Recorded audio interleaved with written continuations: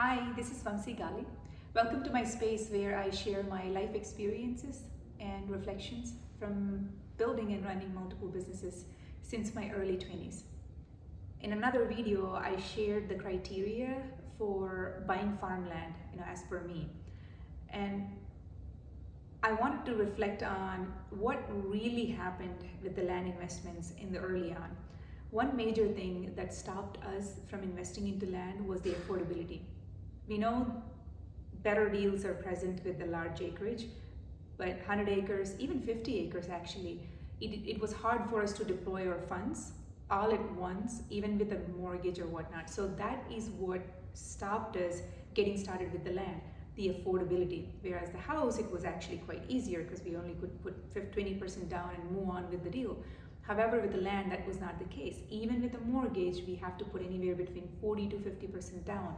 And we've never thought about partnering up. So over the time, we figured out the only way to have land in our portfolio in terms of wealth building is actually to make a way to have partnerships exist and sustain. So there are two ways that we found that has been working for us in terms of investing into land.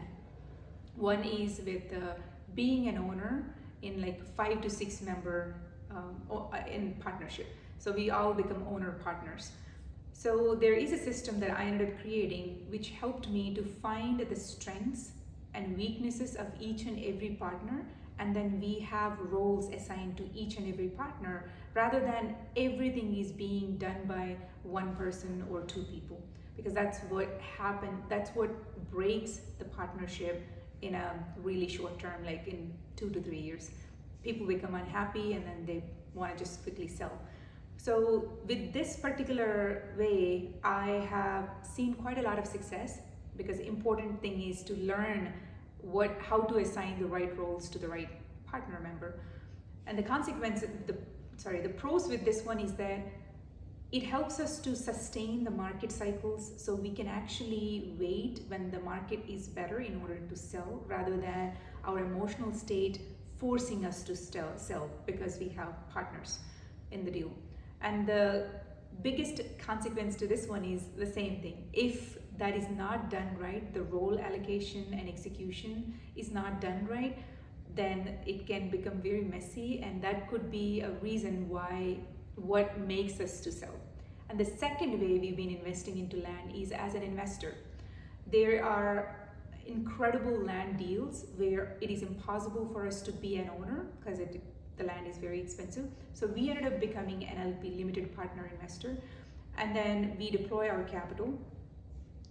This one, the pro for this one is that it helps us to get our hands onto the really amazing land deal.